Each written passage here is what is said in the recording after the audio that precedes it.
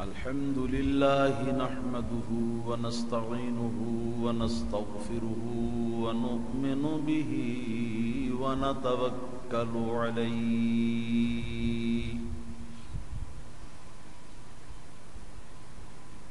ونعوذ بالله من شرور أنفسنا ومن سيئات أعمالنا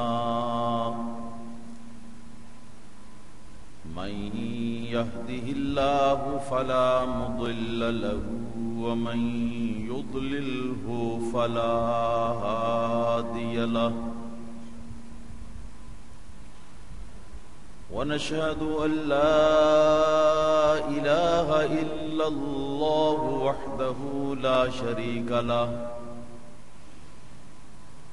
ونشهد أن سيدنا ومولانا محمدا عبده ورسوله صلى الله تعالى عليه وعلى آله وصحبه وبارك وسلم أما بعد فأعوذ بالله من الشيطان الرجيم بسم الله الرحمن الرحيم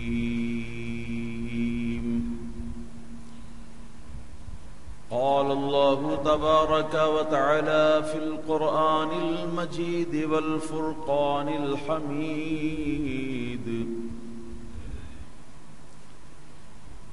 قد أفلح المؤمنون الذين هم في صلاتهم خاشعون صدق الله العلي العظيم وبارك الله تعالى لنا ولكم في القرآن العظيم إن الله وملائكته يصلون على النبي يا أيها الذين آمنوا صلوا عليه وسلموا تسليما الصلاة والسلام عليك يا سيدي يا رسول الله وعلى آلك وصحبك.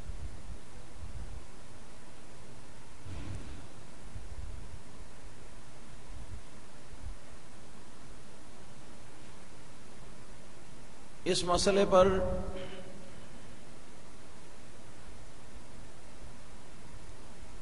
میں قرآن کریم کی 2 آیتیں پیش کر چکا ہوں.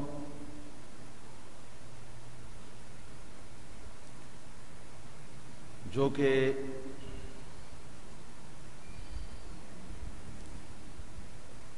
نماز کے اندر رکوع والے رفع دین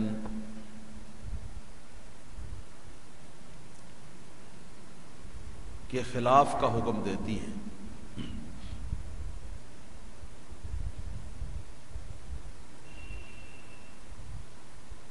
اور احادیث نبویہ مقدسہ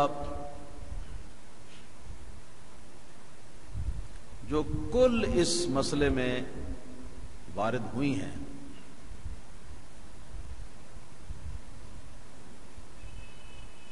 ان کا ایک اجمالی خاکہ بھی پیش کر چکا ہوں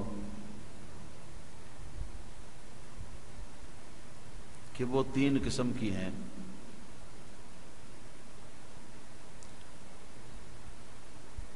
اور ان میں سے تیسری قسم کی جو حدیثیں ہیں ان کے اوپر ہمارا عمل ہے،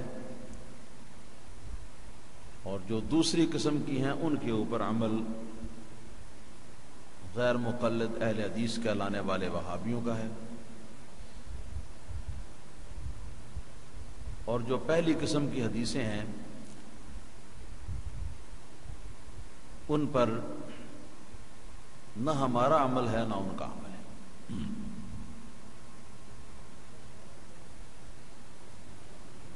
مگر حدیثیں تینوں قسموں میں صحیح آئی ہیں.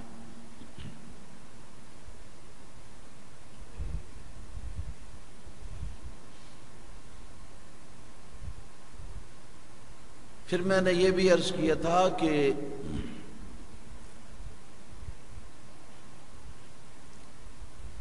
حدیث کی یا دلیل کی دو قسمیں ہوتی ہیں، ایک ہوتی ہے قولی اور ایک ہوتی ہے فعلی۔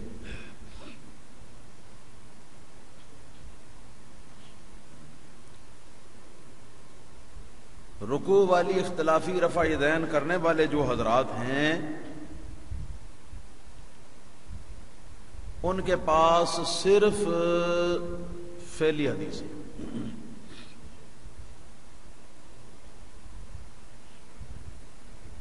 اور ہمارے پاس بحمدہ تعالی قولی دلیلیں بھی موجود ہیں۔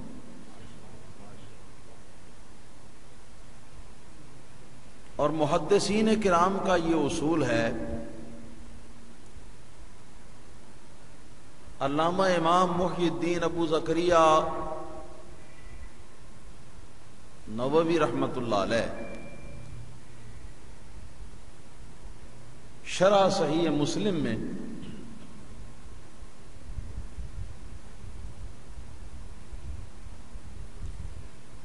اور غیر مقلد وہابیوں کے ایک بڑے بزرگ محدث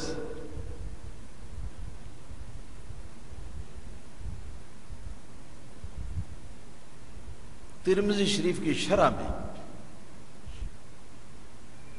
اس اصول کو بیان کرتے ہیں کہ جب قول اور فعل کا تعارض ہو جائے، ایک طرف عملی دلیل ہے کہ مثلا حضور نے یہ کام کیا، دوسری طرف سرکار کا فرمان مبارک ہے کہ یہ کام مت کرو۔ قول اور فعل کا جب تعارض ہو جائے تو اس وقت فعل کو چھوڑ دیا جاتا ہے اور قول پر عمل کیا جاتا ہے۔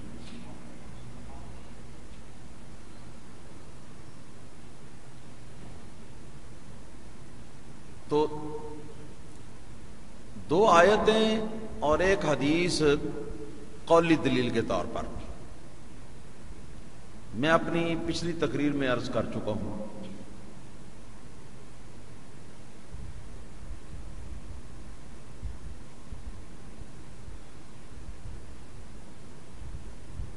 اور ایک آیت اور ایک حدیث مزید اس وقت پیش کرنا چاہوں گا۔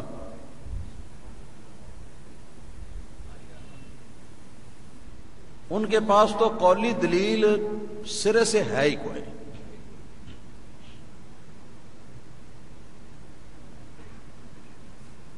رب تعالیٰ فرماتا ہے قرآن مجید میں، قد افلح المؤمنون الذين هم في صلاتهم خاشعون۔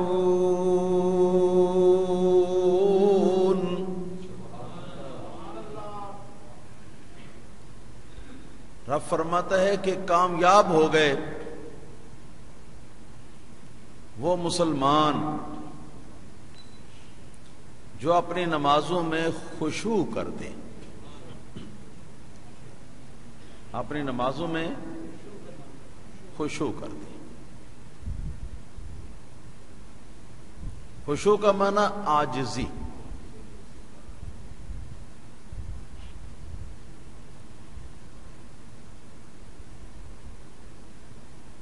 اور ظاہر ہے کہ جب انسان عاجزی کی کیفیت پیش کرتا ہے تو آدمی کے ہاتھ پاؤں ہلنے سے باز رہ جاتے ہیں، پھر آدمی ہلتا نہیں۔ رفع یدین کرنا جو ہے یہ اس عاجزی کے حکم کے خلاف ہے، خشوع کے حکم کے خلاف ہے۔ اسی لیے تنویر المقباس من تفسیر ابن عباس، یہ تفسیر کی کتاب ہے، اسے تفسیر عباسی بھی کہتے ہیں، اور حضرت علامہ امام محمد بن یعقوب فیروز آبادی رحمۃ اللہ تعالی علیہ جو بہت بڑے محدث، مفسر اور ماہر لغت اور فقیہ شافعی ہوئے ہیں، انہوں نے اپنی اس کتاب کے اندر اپنی سند کے ساتھ قرآن کی ہر آیت کے تحت صرف وہ تفسیر جمع کر دیا جو حضرت عبداللہ بن عباس رضی اللہ تعالیٰ عنہ نے کسی آیت کی تفسیر فرمائی ہے. اس لیے اس کو تفسیر عباسی بھی کہتے ہیں، تفسیر ابن عباس بھی کہتے ہیں.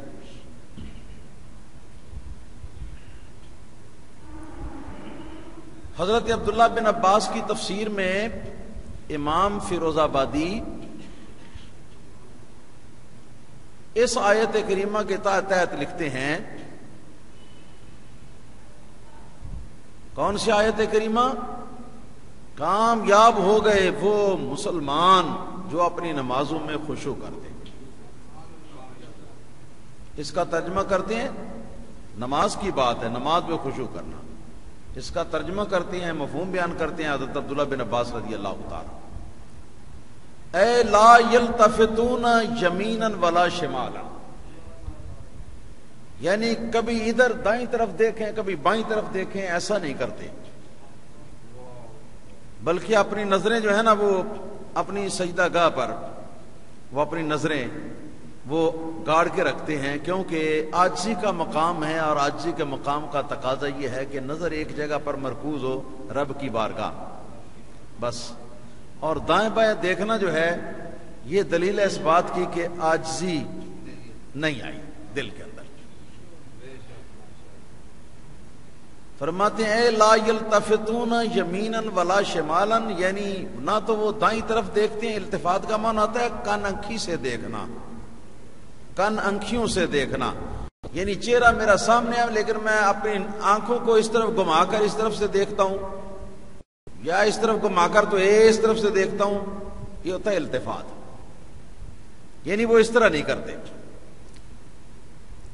ولا یرفعون ایدیہم فی الصلاۃ، آگے پھر لکھتے ہیں کہ اور نہ ہی وہ اپنی نماز میں رفع یدین کرتے، نہ ہی دائیں بائیں وہ آنکھوں کو نظروں کو پھیرتے ہیں، پھیر کر دیکھتے ہیں، اور نہ ہی وہ اپنی نماز میں رفع یدین کرتے. وہ مسلمان کامیاب. یہ بھی عمل نہیں ہے، یہ بھی قولی حدیث ہے کہ رب تعالیٰ کا فرمان ہے. عبداللہ بن عباس نبی کریم صلی اللہ علیہ وسلم کے شاگرد ہیں، وہ اس کی تفسیر یہ کر رہے ہیں. رب فرما رہا ہے جو مسلمان اپنی نمازوں میں عاجزی کرتے ہیں، خشوع کرتے ہیں، وہ کامیاب ہیں. عبداللہ بن عباس نبی پاک صلی اللہ علیہ وسلم کے شاگرد فرماتے ہیں کہ اے لا یرفعون ایدیہم فی الصلاۃ، یعنی نماز کے اندر وہ رفع یدین نہیں کرتے، اس لیے کہ رفع یدین کریں تو عاجزی نہیں رہتی. یہ قولی دلیل ہے. ہمارے موقف پر ایک اور دو آیتیں پچھلے جمعے میں نے پیش کی ہیں، اور ایک حدیث پاک بھی پیش کی ہے کہ ما لی اراکم رافعی ایدیکم کأنہا اذناب خیل شمس، کیا ہوا میں تمہیں دیکھ رہا ہوں نماز میں رفع یدین کرتے ہو جیسے کہ شریر گھوڑوں کی دمیں ہوتی ہیں. اسکنوا فی الصلاۃ، سکون اختیار کرو نماز میں. یہ بھی قولی دلیل ہے. اب کتنی ہو گئی؟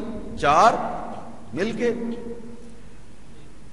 اور اس کے بعد میں نے عرض کیا تھا کہ ایک حدیث بھی اور پیش کروں گا. تو یہ حدیث حضرت سیدنا عبداللہ بن عباس رضی اللہ تعالی عنہما کی روایت سے ہے. وہ اسے نبی کریم صلی اللہ علیہ وسلم سے بیان کرتے ہیں. اور امام ابو القاسم طبرانی بہت بڑے محدث ہوئے ہیں، انہوں نے اپنی سند کے ساتھ اپنی موجم کے اندر اس حدیث کو انہوں نے بیان کیا ہے اپنی اسناد کے ساتھ. اور اسی کے حوالے سے غیر مقلد وہابیوں کے پیشوا اور مشہور سردار نواب صدیق حسن خان بھوپالی نے اس حدیث کو اپنی کتاب نزول الابرار کے اندر، غالباً صفحہ نمبر اس کا 40 ہے یا 44 ہے، میرے ذہن سے ذرا تھوڑا سا اس میں اشتباہ، پتہ نہیں 40 صفحہ ہے یا 44 ہے، لیکن کتاب نزول الابرار ہے اور ان 2 صفحوں میں سے کوئی سمجھ. اس صفحے کے اندر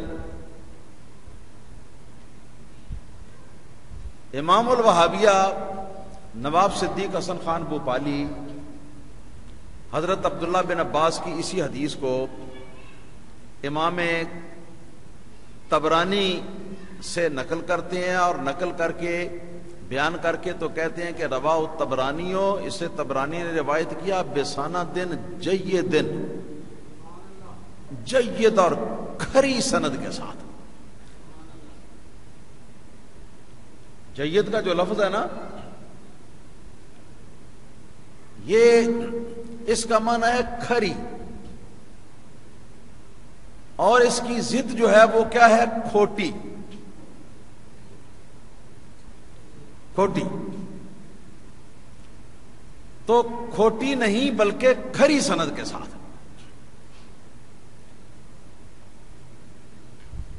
اور انہی وہابیوں کے پیشوا قاضی شوکانی نے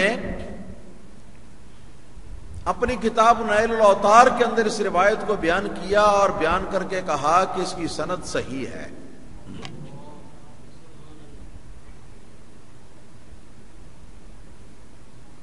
اور اس حدیث کے اندر عبداللہ بن عباس رضی اللہ تعالیٰ عنہ فرماتے ہیں کہ رسول اللہ صلی اللہ تعالی علیہ وسلم نے ارشاد فرمایا کہ لا ترفع الایدی الا فی 7 مواطن۔ لا میں نے نہیں، ترفع میں نے اٹھائے جائیں، الایدی میں نے ہاتھ، ہاتھ نہ اٹھائے جائیں، یا یوں کہہ لو کہ رفع یدین نہ کیا جائے، الا فی 7 مواطن، مگر 7 جگہوں میں رفع یدین کیا جائے۔ یہاں نماز کی بات نہیں ہے، اور بھی یہ باتوں کی کو شامل ہے، اور بھی یہ باتوں کو یہ شامل ہے۔ 7 جگہوں میں رفع یدین کیا جائے، 8ویں میں نہ کیا جائے۔ اور جو 7 جگہیں بیان کی ہیں، ان 7 جگہوں میں نماز میں صرف ایک مقام کا ذکر آیا ہے، عند افتتاح الصلاۃ، جب نماز شروع کرو تو اس وقت۔ اسی طرح کعبہ شریفہ کی زیارت کرو تو اس وقت ایسے ہاتھ اٹھاؤ جب پہلی مرتبہ کعبہ کے اوپر نظر پڑے آپ کی۔ اسی طرح طواف میں، طواف کے شروع کے وقت، اسی طرح صفا پہاڑی کے اوپر چڑھ کر وہاں بھی ہاتھ اٹھانا ہے، اس طرح کعبہ شریف کی طرف منہ کر لیا۔ اور اسی طرح مروہ پہاڑی جو ہے اس کے اوپر جا کر بھی کعبے کی طرف منہ کر کے تو اس طرح رفع یدین کرنا، ہاتھ اٹھانا ہے اس طرح۔ 5 ہو گئے۔ اور فرماتے ہیں کہ جس وقت شیطان کو کنکر مارنے ہیں 2 جمرے جہاں شیطان کو کنکر مارنے ہیں تو ان مواقع پر بھی جو ہیں وہ ہاتھ، یہ 7 مقامات ہیں، ان 7 مقامات پہ تو ہاتھ اٹھائے جائیں، باقی اس کے علاوہ اور کسی مقام پہ ہاتھ نہ اٹھائیں۔ اب جب سرکار نے فرما دیا کہ ان 7 مقامات کے علاوہ رفع یدین نہیں کرنا، تو اب رکوع کے وقت رفع یدین کرنا ان 7 مقامات میں تو نہیں ہے، ان سے باہر ہے، تو حضور فرما رہے ہیں لا ترفع الایدی، ہاتھ نہ اٹھائے جائے، نہ رفع یدین کیا جائے سوائے ان 7 مقامات کے۔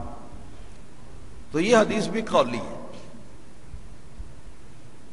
تو اب قولی دلیلیں ہمارے پاس کتنی ہو گئیں؟ 5۔ اور ادھر قولی دلیل ایک بھی نہیں، سرے سے ایک بھی نہیں، کہ جس میں رفع یدین کرنے کا حکم نبی کریم صلی اللہ تعالی علیہ وسلم نے دیا۔ تو خود محدثین کے فیصلے کے مطابق اور وہابیوں کے اپنے بزرگوں کے فیصلے کے مطابق جب ایک دلیل قولی ہے کہ یہ کام مت کرو،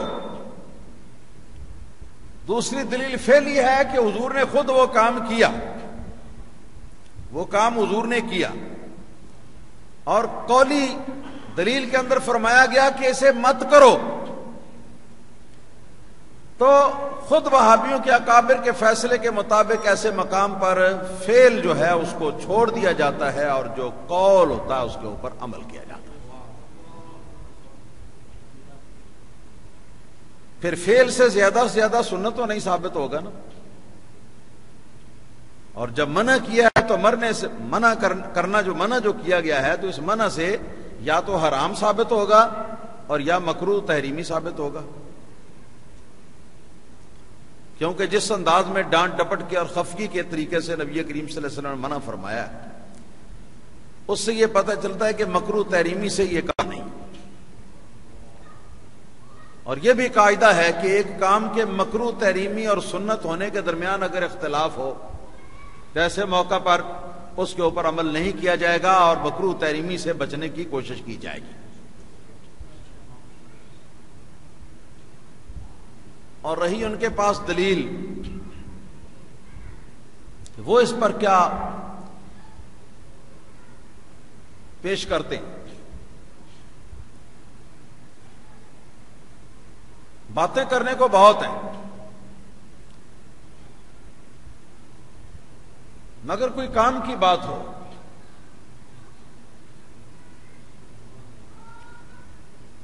پھر مزہ آتا ہے، کچھ نتیجہ بھی نکلتا ہے۔ میں نے بتایا تھا ان کے دعوے کیا ہیں، یاد ہے؟ ان کا پہلا دعویٰ یہ ہے کہ رسول اللہ صلی اللہ علیہ وسلم کی آخری نماز، زندگی مبارک کی آخری نماز تک رفع یدین جاری رہا، یہ ان کا پہلا دعویٰ۔ دوسرا دعویٰ کہ رفع یدین کرنا رکن نماز ہے، اور رکن کے بغیر تو نماز ہوتی کوئی نہیں، تو نماز بھی نہیں۔ تیسرا دعویٰ ہے کہ رفع یدین کے بغیر نماز باطل ہے۔ یہ تین دعوے،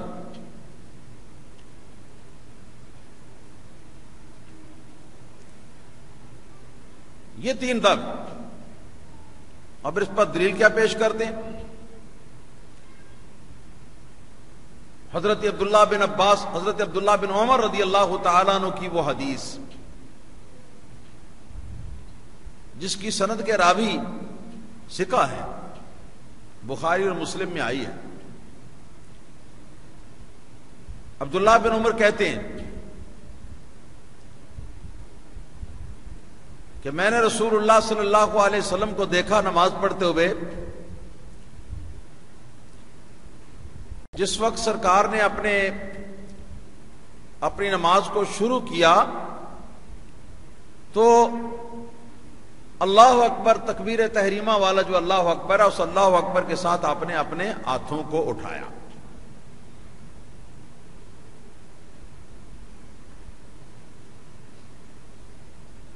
پھر آگے لکھا ہے وَإِذَا رَكَعَ وَإِذَا رَفَعَ رَأْسَهُ مِنَ الرُّكُوعِ،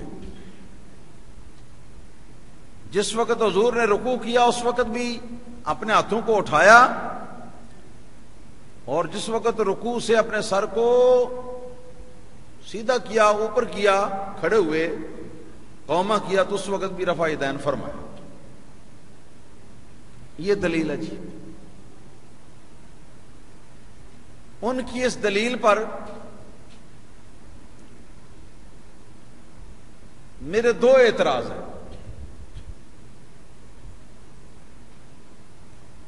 پہلا اعتراض یہ ہے کہ یہ دلیل تمہارے دعوے کے ساتھ مطابقت نہیں رکھتی، اس لیے نہ یہ ہمارے دعوے کے خلاف ہے۔ دعویٰ یہ نہیں تمہارا کہ رسول اللہ نے رفع یدین کیا، یہ دعویٰ نہیں۔ تمہارا دعویٰ ہے کہ یہ رفع یدین حضور کی آخری زندگی کی آخری نماز تک باقی رہا، آخری نماز تک۔ ورنہ یہ تو ہم بھی تسلیم کرتے ہیں کہ ایک وقت تھا جس وقت سرکار نے رفع یدین کیا، اسی لیے تو اتنی حدیثوں میں آیا رفع یدین آپ نے کیا، ایک وقت تھا کیا، مگر بعد میں متروک ہو گیا، ممنوع ہو گیا۔ تو اب ایسے موقع پر صرف ایسی حدیث پیش کرنا کہ جس کا معنی یہ ہو کہ میں نے رسول اللہ صلی اللہ علیہ وسلم کو دیکھا کہ آپ نے یہ کام کیا، تو یہ دلیل تمہارے دعوے کے مطابق نہیں۔ ایسی اگر ایک چھوڑ کر اگر 400 حدیثیں بھی تمہارے پاس ہوں، اگر 4000 بھی حدیثیں تمہارے پاس ہوں کہ کوئی صحابی ہے وہ کہتا ہے کہ میں نے حضور کو یہ کام کرتے ہوئے دیکھا، تو اس سے تمہارا دعویٰ ثابت نہیں ہو سکتا، نہ ہمارے دعوے پر کوئی چوٹ پڑتی ہے اس سے۔ ہمارا دعویٰ کیا ہے کہ پہلے کیا جب تک کیا، بعد میں چھوڑ دیا۔ ہم بھی اس بات کا انکار نہیں کرتے کہ حضور نے کیا ہے، حضور کے کرنے سے انکار نہیں کرتے، بلکہ ہم انکار اس بات سے کرتے ہیں کہ باقی نہیں رہا، باقی رہنے سے انکار کرتے ہیں۔ تو باقی رہنے والی کوئی حدیث سناؤ، اب چاہے حدیث ایک ہو یا 1000 حدیثیں ہوں اس موضوع کی، تو یہ ساری کے ساری حدیثیں جو ہیں ان کو چاہیے کہ ان کو سب کو طے کر کے علیحدہ بنڈل بنا کر تو ایک کسی طاق میں آرام سے رکھ دیں۔ ان حدیثوں سے نہ ان کا موقف ثابت ہوتا اور نہ ہمارے موقف کے اوپر کوئی اس سے چوٹ پڑتی ہے۔ یہ موضوع ہمارے موضوع سے ہی، ہمارے اختلاف کا جو موضوع ہے وہ اختلاف کا موضوع یہ نہیں کہ حضور نے رفع یدین کیا یا نہیں کیا، یہ تو ہمارا موضوع ہی نہیں۔ پوائنٹ تو یہ ہے کہ سرکار کی زندگی کی آخری نماز تک تم کہتے ہو باقی رہا، ہم کہتے ہیں آخری نماز تک باقی نہیں رہا۔ پوائنٹ تو یہ ہے، تو اس کے ساتھ اس کا کوئی تعلق نہیں، لہذا یہ ماں بہن نساء کے ساتھ اس کا تعلق کوئی نہیں، ان کو اٹھا کر علیحدہ رکھو۔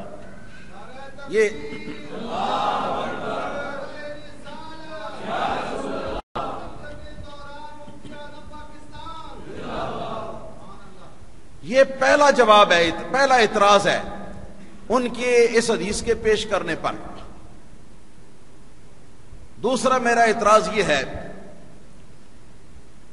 کہ یہ حدیث بخاری میں ہو یا مسلم میں یا کہیں بھی ہو، عبداللہ بن عمر کی کہ میں نے حضور کو دیکھا رکوع کے وقت رفع یدین کیا آپ نے، یہ حدیث حضرت عبداللہ بن عمر کی رکوع کے وقت رفع یدین کرنے کے بارے میں جو ہے، یہ حدیث چاہے اس کی سند کے راوی ثقہ ہوں، مگر حدیث کا جو متن اور حدیث کا جو مضمون ہے وہ مضطرب ہے۔ کیا ہے؟ مضطرب۔ مضطرب کا لفظی معنی ہوتا ہے ہلنے والی چیز، حرکت کرنے والی چیز، سکون نہیں، سکون نہیں۔ سکون تو یہ نا، یہ سکون ہے، اور یہ اضطراب ہے، اضطراب۔ یہ حدیث مضطرب، اس کا مضمون مضطرب، اس لیے کہ یہی عبداللہ بن عمر رضی اللہ تعالیٰ عنہما جو ہیں، ان سے امام مالک رحمت اللہ تعالی علیہ نے یہ روایت کیا کہ عبداللہ بن عمر رضی اللہ تعالیٰ عنہ فرماتی ہیں کہ رسول اللہ صلی اللہ تعالی علیہ وسلم کو میں نے دیکھا، رسول اللہ صلی اللہ علیہ وسلم جس وقت نماز کو آپ نے شروع کیا، سرکار دو عالم صلی اللہ علیہ وسلم نے رفع یدین فرمایا، اور جس وقت سرکار نے رکوع کیا، وحین رکع وحین رفع راسہ من الرکوع فلم یرفعہما، کہ جس وقت سرکار نے رکوع کیا اس وقت بھی ہاتھوں کو نہیں اٹھایا، اور جس وقت سرکار دو عالم صلی اللہ علیہ وسلم نے رکوع سے اپنے سر کو اوپر کیا اس وقت بھی آپ نے رفع یدین نہیں فرمایا۔ یہی عبداللہ بن عمر ہے۔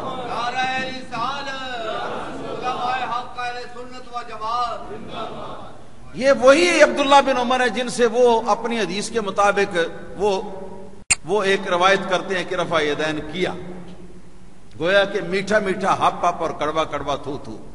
مزہ تو تب ہے کہ ایک مسئلے کی ساری حدیثوں کو اکٹھا کرو پھر کوئی نتیجہ نکالو۔ یہی عبداللہ بن عمر رضی اللہ تعالیٰ عنہ ہیں جن سے امام بخاری کے استاد امام ابو بکر عبداللہ بن زبیر حمیدی اپنی مسند میں حضرت سیدنا سفیان ثوری کی روایت سے صحیح سند کے ساتھ روایت کرتے ہیں کہ فرماتے ہیں میں نے رسول اللہ صلی اللہ علیہ وسلم کو دیکھا نماز پڑھتے ہوئے، ہاں جی، کہ نبی کریم صلی اللہ تعالی علیہ وسلم رفع یدیہ حین افتتح، جس وقت سرکار نے اپنی نماز کو شروع کیا تو رفع یدین کیا، وحینا رکع وحینا رفع راسہ من الرکوع فکان لا یرفعہما. لا کا مطلب تو سمجھتے ہیں نا، کلمہ نفی ہے. فکان لا یرفع، جس وقت سرکار دو عالم صلی اللہ علیہ وسلم رکوع فرماتے اور رکوع سے پھر سیدھے کھڑے ہوتے، ان دونوں مواقع پہ رسول اللہ صلی اللہ علیہ وسلم رفع یدین نہ فرماتے. سند اس کی بھی صحیح ہے. جو امام مالک کی میں نے روایت پیش کی ہے سند اس کی بھی صحیح ہے. اس کو امام بہقی نے اپنی کتاب الخلافیات کے اندر ذکر کیا ہے اور اس کی سند کے اوپر کوئی اعتراض نہیں کر سکے.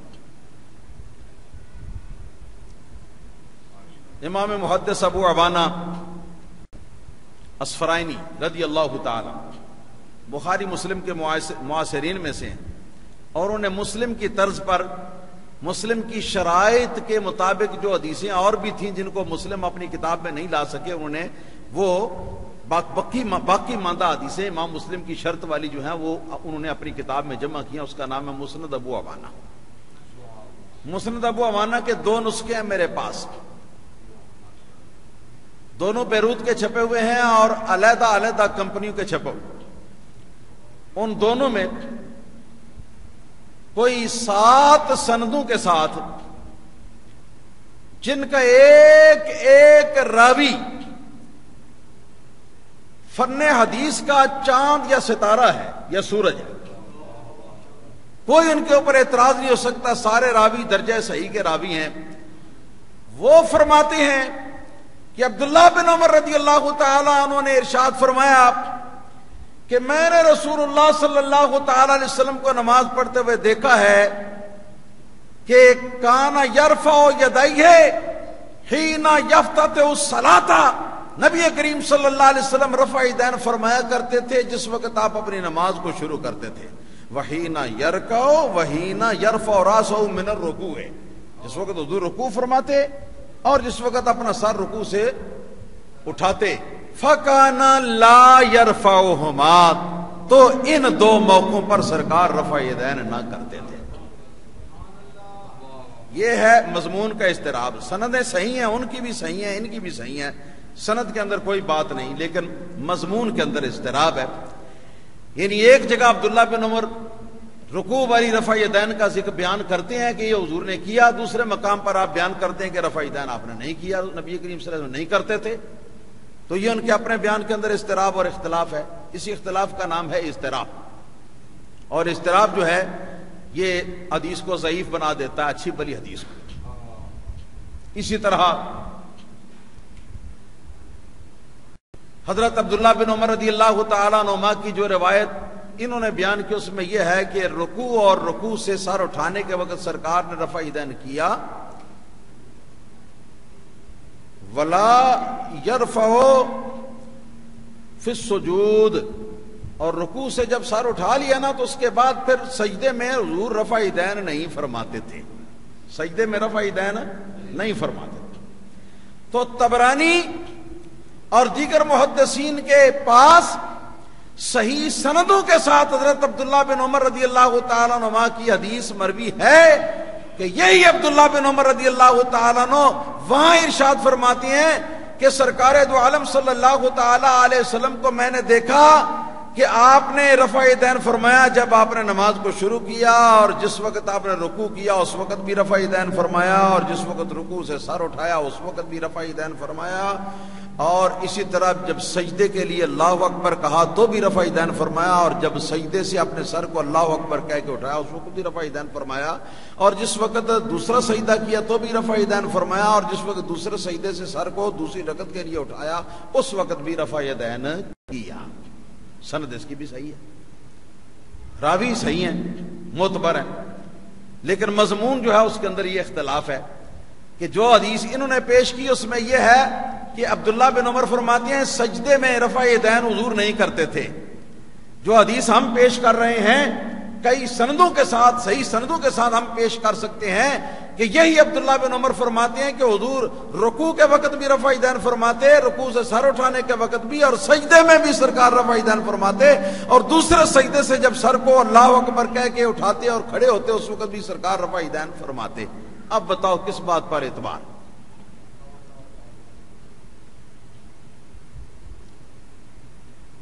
یہ دو باتیں حدیث کے مضمون پر، اور تیسری بات جو ہے وہ یہ ہے کہ امام طحاوی رحمت اللہ تعالی علیہ اور دیگر محدثین کے یہاں صحیح سند کے ساتھ یہ ثابت ہے کہ حضرت عبداللہ بن عمر رضی اللہ تعالیٰ عنہما کے بہت سارے شاگرد بیان فرماتے ہیں کہ حضرت عبداللہ بن عمر رضی اللہ تعالیٰ عنہما کو ہم نے نماز پڑھتے ہوئے دیکھا ہے۔ حضرت عبداللہ بن عمر رضی اللہ تعالیٰ عنہ نماز کے اندر رکوع کے وقت رفع یدین کوئی نہیں کرتے تھے۔ وہ عبداللہ بن عمر کی روایت ہے حضور کے بارے میں، اور اب بات آ کہ ان کا اپنا عمل کیا ہے۔ رفع یدین رکوع کے وقت وہ کرتے ہی نہیں تھے۔ حضرت امام عامر شعبی رضی اللہ تعالیٰ عنہ جو 2 برس تک حضرت عبداللہ بن عمر رضی اللہ تعالیٰ عنہ کی شاگردی میں رہے، دن رات ان کے ساتھ 2 برس تک، حضرت عامر شعبی رضی اللہ تعالیٰ عنہ جو ہیں حضرت عبداللہ بن عمر رضی اللہ تعالیٰ عنہ کے اسی رفع یدین نہ کرنے کے عمل سے متاثر ہوئے، اور ان کا ساری زندگی کا معمول اور ان کا مذہب یہ تھا کہ رکوع میں رفع یدین نہیں کرتے تھے۔ اب ایک عبداللہ بن عمر اور اتنے سارے بیانات، سندیں سب کی صحیح، اب فیصلہ کیسے ہو؟ ایسی حدیث کا فیصلہ یہی ہوتا ہے کہ ایسی حدیث کی تمام روایتیں جو ہیں وہ ترک کر دی جاتی ہیں، چھوڑ دی جاتی ہیں، اور ان کے علاوہ کسی اور صحابی کی روایت جو ہے اس سے دلیل لینی پڑتی ہے۔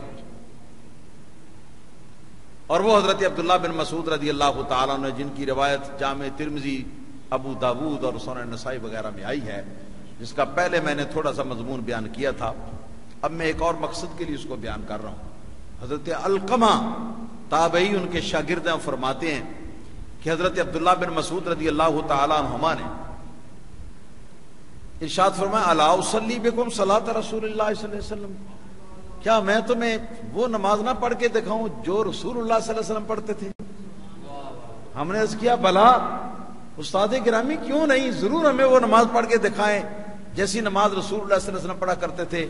کہتے ہیں کہ فقامہ، تو آپ نماز کے لیے کھڑے ہوئے، فرفع یدیہ، آپ نے نماز کے لیے کھڑے ہوتے وقت تکبیر تحریمہ کے وقت آپ نے رفع یدین فرمایا، اور اس کے بعد ثم لم یعد، اس کے بعد ساری نماز پڑھ دی اور پوری نماز میں کہیں بھی رفع یدین نہیں فرمایا۔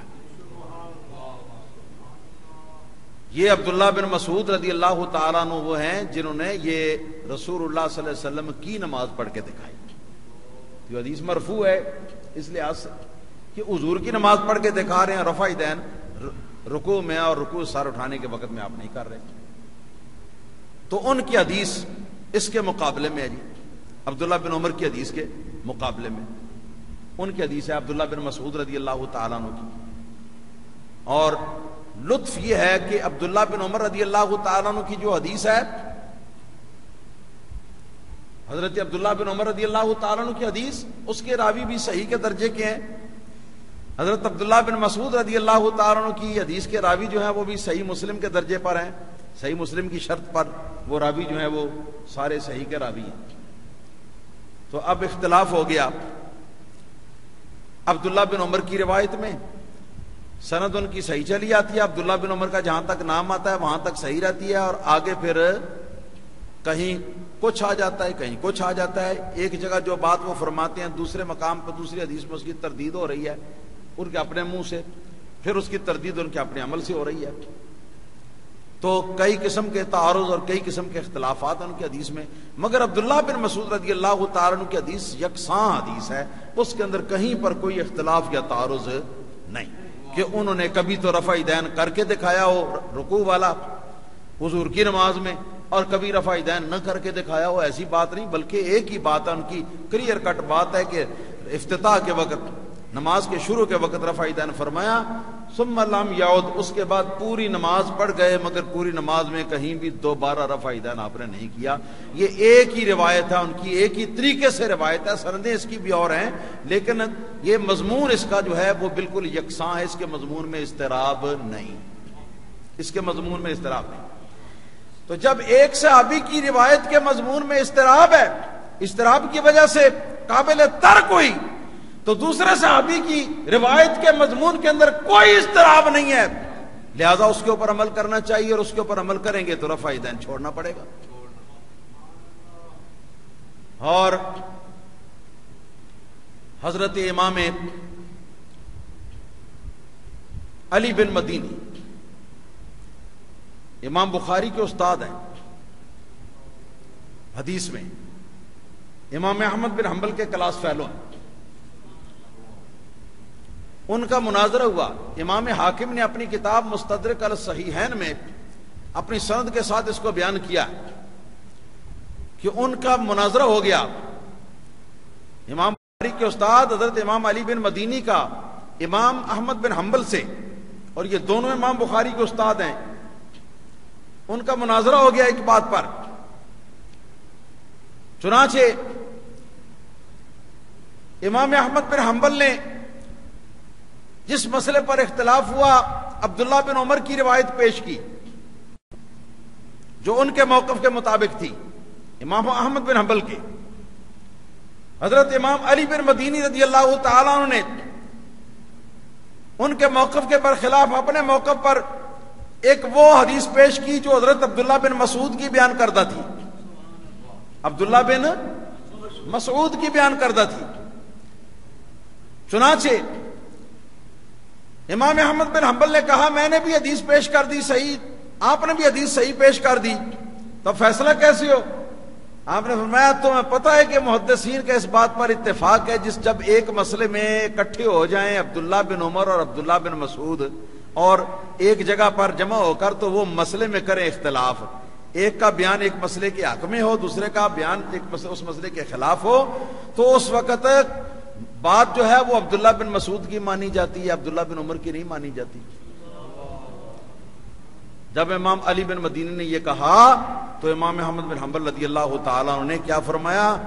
روایت کے اندر الفاظ آتے ہیں قالا نعم، انہوں نے کہا کہ جی ہاں بالکل ایسا ہی ہے، صحیح.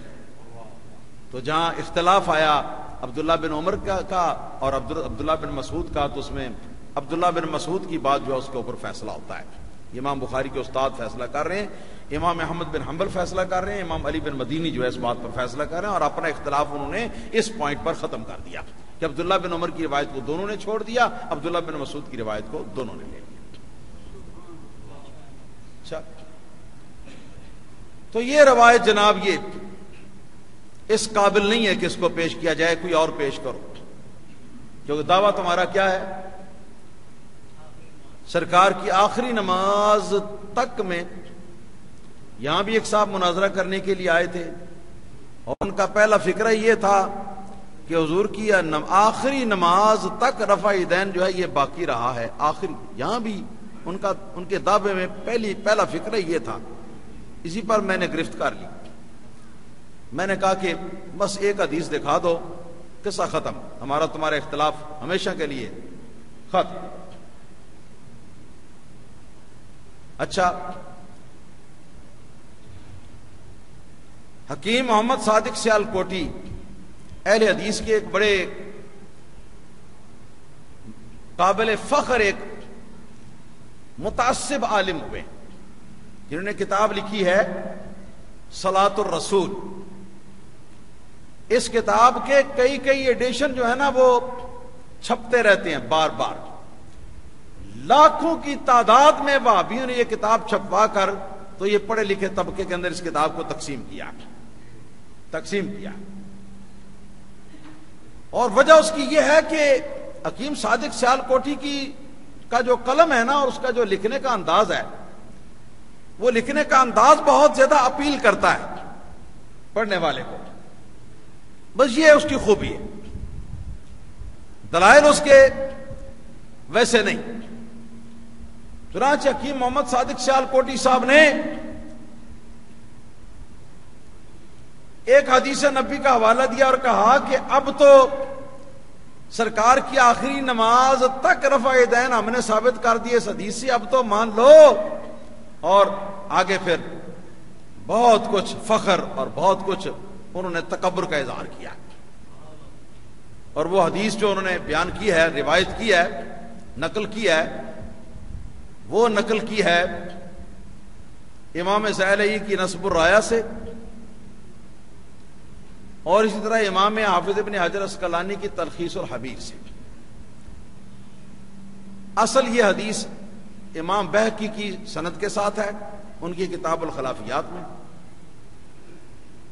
اور وہاں سے ان دو اماموں نے سے روایت کو بہقی کی کتاب سے نقل کیا ہے۔ اس میں یہ ہے کہ عبداللہ بن عمر رضی اللہ تعالیٰ عنہ فرماتے ہیں میں نے رسول اللہ صلی اللہ علیہ وسلم کو دیکھا، وہی حدیث جو ابھی میں نے پڑھ کے سنائی ہے جس کا میں جواب دے چکا ہوں، کہ آپ نے جس وقت نماز شروع کی رفع یدین فرمایا، رکوع کیا تو رفع یدین فرمایا، رکوع سے قومے کی طرف اٹھ کے کھڑے ہوئے سیدھے تو آپ نے رفع یدین فرمایا، اور اس کے بعد آگے اس روایت کے اندر، بہقی کی روایت کے اندر الفاظ یہ بھی ہیں وَكَانَتْ تِلْكَ صَلَاتُهُ، آگے الفاظ یہ ہیں وَكَانَتْ تِلْكَ صَلَاتُهُ، اور حضور کی نماز ایسی ہی رہی، اور حضور کی نماز ایسی ہی جاری رہی حتی لقی اللہ عز وجل، یہاں تک کہ حضور اللہ پاک کو پیارے ہو گئے۔ اس میں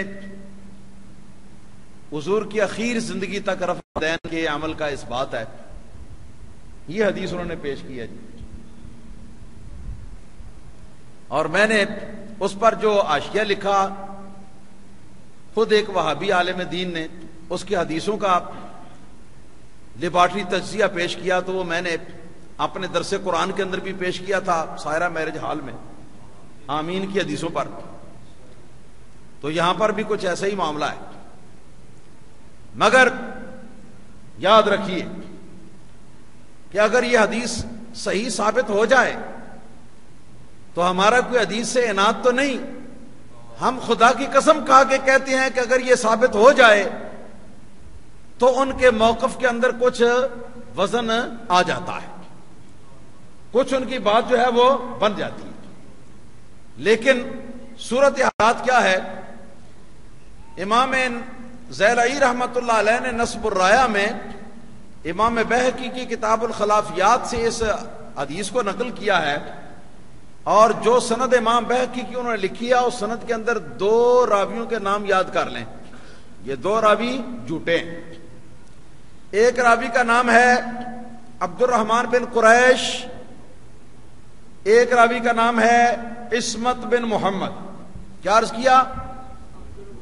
عبد الرحمن بن قریش اور دوسرے کا نام عصمت بن، یہ دو راوی ہیں بہقی کی اس حدیث کی سند میں جس حدیث میں حتی لقی اللہ عز و جل کے الفاظ ہیں کہ یہاں تک کہ حضور اللہ کو پیارے ہو گئے ایسی نماز پڑھتے ہیں، اس حدیث کی بات کرتا ہوں۔ اس میں سند میں یہ دو راوی عبد الرحمن بن قریش جو ہیں، ان کے بارے میں علامہ امام محمد شمس الدین ذہبی جو حدیث کے ناقد ہوئے ہیں اور حدیث کے راوی جو ہیں ان کا مرتبہ جو ہے وہ بیان کرتے ہیں کہ کون کس کیٹیگری کا، کون کس کیٹیگری کا ہے، ان کی جرح تنقید کرتے ہیں۔ امام شمس الدین ذہبی فرماتے ہیں کہ اتہمہ السلیمانی بوضع الحدیث، امام ذہبی فرماتے ہیں کہ یہ جو عبد الرحمن بن قریش ہے یہ اتنا ضعیف ہے، اتنا ضعیف ہے کہ مشہور امام ناقد امام محدث سلیمانی جو ہیں وہ دعویٰ کرتے ہیں کہ یہ حدیث پاک، یہ حدیثیں اپنے پاس سے گھڑا کرتا تھا اور حدیث کے اندر اپنے پاس سے جھوٹ بولتا تھا۔ تو یہ کذاب ہوا، جو حدیث خود گھڑے اپنے من سے بنا لے تو وہ کذاب ہی ہے نا، کذاب دجال ہی ہے نا، اور کیا ہے، کذاب دجال ہے۔ اور رہ گئے دوسرے راوی، ان کا نام ہے عصمت بن محمد، تو ان کے بارے میں امام شمس الدین ذہبی اپنی کتاب میزان الاعتدال میں لکھتے ہیں قال یحییٰ کذاب یضع الحدیث، امام یحییٰ بن معین رضی اللہ تعالیٰ عنہ امام بخاری کے استاد ہیں امام یحییٰ بن سعید رضی اللہ تعالیٰ عنہ اور امام یحییٰ بن معین رضی اللہ تعالیٰ عنہما، وہ فرمایا کرتے تھے کہ یہ عصمت بن محمد جو ہے یہ کذاب ہے، اپنے من سے حدیثیں جھوٹی کرتا تھا، اس کا کسب تھا، اس کا کاروبار تھا جھوٹی حدیثیں کرنا۔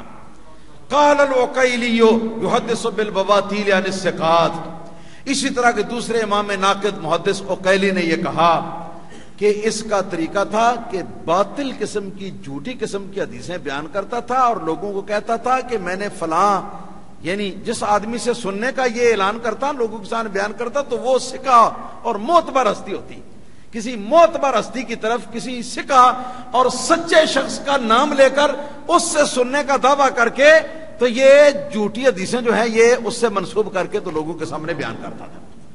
وقال الدارقطنی وغیرہ متروک، محدث مشہور محدث دارقطنی رضی اللہ تعالیٰ عنہ اور ان کے علاوہ بہت سارے دیگر محدثین نے فرمایا متروک، یہ متروک ہے، متروک کا مطلب یہ ہے کہ اس کو تمام محدثین نے چھوڑ دیا، جہاں بھی اس کی روایت آئے چھوڑ دیا کرو، اس کی روایت کسی کام کی نہیں، اس کو نہ لیا کرو۔ اسی طرح قال ابن عدی مدنی کل احادیث غیر محفوظ، مشہور محدث ابن عدی جو کہ اسماء الرجال کے ناقد امام ہیں، وہ فرماتے ہیں کہ یہ مدینہ منورہ میں رہا کرتا تھا، عصمت بن محمد مدینہ کا رہنے والا تھا، مگر اس کی تمام حدیثیں غیر و محفوظ نہیں، کوئی ایک حدیث بھی باطل سے بچی ہوئی، کوئی ایک حدیث بھی جھوٹ سے عیب سے بچی ہوئی نہیں، ساری حدیثیں اس کی جو ہیں وہ غیر محفوظ۔ یہ ہو گئے جناب دو راوی، ہاں جی، جو کہتے ہیں کہ ایک انڈا اور وہ بھی گندا، ہاں جا کے تو دعویٰ کیا کہ حضور کی آخری نماز تک رفع یدین جاری رہا، اور اس دعوے پر ایک حدیث بڑے مشکل سے ڈھونڈ ڈھانڈ کے کہیں سے وہ لائے، اور جب اس حدیث کو پیش کیا تو اس کے اندر ایک نہیں، اس کی سند کے اندر دو کذاب جھوٹے حدیث گڑنے والے راوی آئے۔ تو ایسی حدیث کو کیا کہتے ہیں؟ حدیث موضوع، بناوٹی حدیث، موضوع حدیث۔ تو یہ موضوع حدیث ہے جی ان کے پاس اس سلسلے میں، اور اس کے علاوہ کوئی چیز نہیں ہے، باقی وہی جو پہلے میں نے عرض کیا ہے آپ حضرات کے سامنے۔ تو یہ اس مسئلے کے بارے میں یہ ان کے دلائل کا جو تجزیہ تھا وہ میں نے اجمالی شکل میں آپ حضرات کے سامنے کر دیا ہے۔ اللہ تعالیٰ کی بارگاہ میں دعا ہے کہ اللہ تعالیٰ ہم سب کو حق کے اوپر قائم رہنے اور حق کے اوپر چلنے کی توفیق عطا فرمائے، اور اللہ تعالیٰ حضرت سیدنا امام اعظم ابو حنیفہ رضی اللہ تعالیٰ عنہ کی قبر اطہر کے اوپر لا تعداد رحمت نازل فرمائے کہ جنہوں نے اس قسم کے مسائل کے اندر ہماری رہنمائی فرمائی اور حدیثوں کا تجزیہ کر کے، حدیثوں کا باقاعدہ لیبارٹری تجزیہ کر کے اور باقاعدہ ان کی تحقیق کر کے اور ایک ایک مسئلے کی ساری حدیثیں جمع کر کے مجموعی نتیجہ نکالا، اور ہماری محنت جو ہمارے کی تھی وہ بھی وہ کر گئے ہمارے لیے۔ یہ ان کا احسان عظیم ہے ہم پر اور نبی کریم صلی اللہ علیہ وسلم کی امت کے اوپر۔ اسی لیے آپ کے ایک شاگرد ارشاد فرماتے ہیں کہ میں جب بھی نماز پڑھتا ہوں تو اپنی نماز کے آخر میں اپنے ماں باپ کی مغفرت کے لیے دعا کرتا ہوں، ربنا اغفر لی ولوالدی، اور جہاں میں اپنے لیے اور اپنے والدین کے لیے مغفرت کی دعا کرتا ہوں، ان سے پہلے میں اپنے استاد گرامی حضرت امام ابو حنیفہ کے لیے مغفرت کی دعا کرتا ہوں، اپنے اور اپنے ماں باپ سے مغفرت کی دعا کرنے کے لیے کیسے پہلے میں امام ابو حنیفہ رحمۃ اللہ تعالی علیہ کے لیے مغفرت کی دعا کرتا ہوں۔ اور فرماتے ہیں کہ مسلمانوں کو بھی چاہیے کہ مسلمان بھی اپنی نمازوں میں امام ابو حنیفہ رحمۃ اللہ تعالی علیہ کے لیے مغفرت کی دعا کیا کریں، اس لیے کہ امام ابو حنیفہ رحمۃ اللہ تعالی علیہ نے ان کے لیے قابل عمل اور صحیح اور مضبوط قسم کی جو نبی کریم صلی اللہ علیہ وسلم کی سنتیں اور نبی کریم صلی اللہ علیہ وسلم کی حدیثیں ہیں ان کے اندر باقاعدہ جر و تنقید کر کے، بڑی محنت کر کے کام کر کے تو شریعت مطہرہ کو اپنی فقہ کی شکل میں سارے لوگوں کے سامنے آسان بنا کے پیش کر دیا ہے۔ رحمہ اللہ تعالی رحمتاً جزیلۃ واسعۃ الی یوم القیامہ، وآخر دعوانا الحمدللہ۔